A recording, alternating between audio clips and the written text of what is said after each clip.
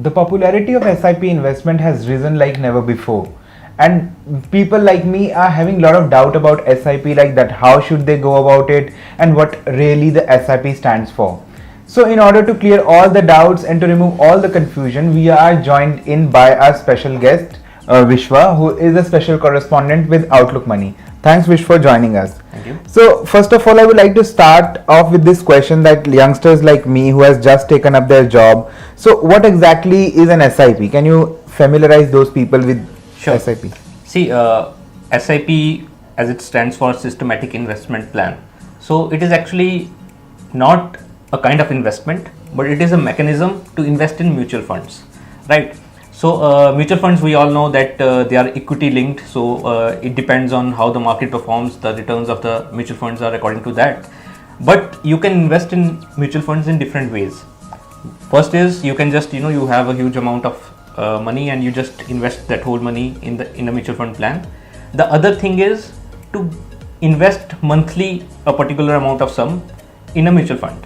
So to do that, we have a systematic investment plan. So what systematic investment plan or an SIP does is it allows you to invest a particular sum every month, or periodically it can be every quarter also, in a particular mutual fund. So that is an SIP.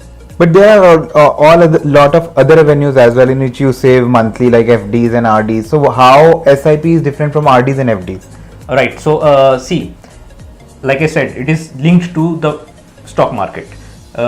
If you are investing in an equity plan, or there are also debt mutual funds, which are, if you want to invest in government securities and, corporate bonds, so then you have debt mutual funds also. The problem with RD and FD is, while they are very safe investments, they are not linked to the market performance, but the returns are not that high. Right. So right now, as you know that RBI has been, cutting down the lending rate for the last 4 monetary policy committee meetings, as we know. So consequently, FD rates are also falling, RD rates are also falling. Bank deposits are not giving that good returns. So that's why if you want better returns over a long term, then mutual funds are the option for you. And can you give a glimpse of like what kind of difference is in between the returns we get in the SIP and mutual fund per se and in FDs? Again, it depends on the market, how the market performs. So if over long term, mutual funds can give returns up to 12%, 13%, even up to 15, 16%. But on an average, we can say equity mutual funds, usually over a long term, they have a record of giving 12% returns. But when we talk about FDs or even recurring deposits, so they don't give above 10%. I mean, right now they are even 7%, 6%. These are the FD rates right now, depending on how the duration for which you get the FD. And second question is, does one get any tax benefit by making like such investments? That's another positive thing about the mutual funds, about SIPs. While you can invest in a regular mutual fund which does not give you a tax benefit, but even in that case, what happens is the gains that you get, they are taxed at only 10%. That too only if they exceed 1 lakh rupees. So capital gains, right? But if you invest in equity linked saving schemes, these are also kind of mutual funds, you also get a tax benefit, a tax deduction under Section 80C of the Income Tax Act, which has a limit of rupees 1.5 lakh. So up to 1.5 lakh if you invest in an ELSS scheme through SIP, so that you can deduct from your income, so it won't be taxed. So that is a benefit of mutual funds. And how safe are such investment? Are they? Is there any kind of a risk involved in it? Can you lose money while investing through SIPs? Like these kind of the doubts are like people having in their mind. So what you would like to say or convey to them? Right. We keep watching these advertisements on TV, mutual funds sahi hai, and we keep hearing mutual funds are subject to market risks. So they are subject to market risks.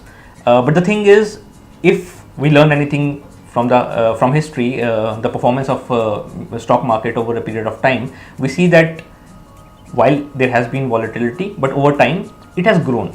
It has grown from when Sensex started from 100 points, now it is around 37,000 points. So it has grown over time. There can be dips and there can even be falls on the way, but in the end, the overall growth trajectory is still rising. Now what happens is, if you invest at a point where the mutual fund, where the stock market is at a high, and if you withdraw where market is at a low point, then of course it's a bit, you can incur a loss at that particular time. But the beauty of mutual funds, through investing in mutual funds through SIPs, specifically SIPs, is that when the market is volatile, so you kind of average your input cost. And when we are like about to invest in SIPs or in mutual funds, like there is some sort of differentiation that if we are if we want to accomplish our short-term goals, then we have to invest in these kind of mutual funds. If we want to achieve our long-term goals, then we have to invest in these kind of mutual funds. Can you throw light on this thing? For short-term goals, one can invest in debt mutual funds because they are comparatively more secure, more safe. You get not exactly a fixed return, but the volatility is not that high. Yes. So for short-term goals, you can invest in debt funds, and for long-term goals, equity funds would be the right bet because markets will give you good returns over the long run. So in the end, I would like to ask you, what are the requirements to start a systematic plan? In starting a systematic investment plan is very easy. All you have to do is go to a website of any mutual fund house, do your KYC, and then you can open an account and start an SIP right away just by linking your bank account with that particular. You just have to get your eKYC done, which is very easy to do with Aadhaar nowadays, and you choose the mutual fund that you want to invest in. You can always take the help of your financial advisors, or you can just do some research and decide which mutual fund you want to invest in, and just start an SIP. You set a standing instruction how much money you want to be deducted from your account every month. You set the standing instruction, and every month that money will be deducted and it will be invested in that particular mutual fund. And I hope this must have been a very enriching session, and we must have staved off all your doubts. So in the next week, we will also coming up with another theme, and we will try to remove all your doubts about that particular theme. Till then, you can keep watching Outlook Money and subscribe to Outlook Money.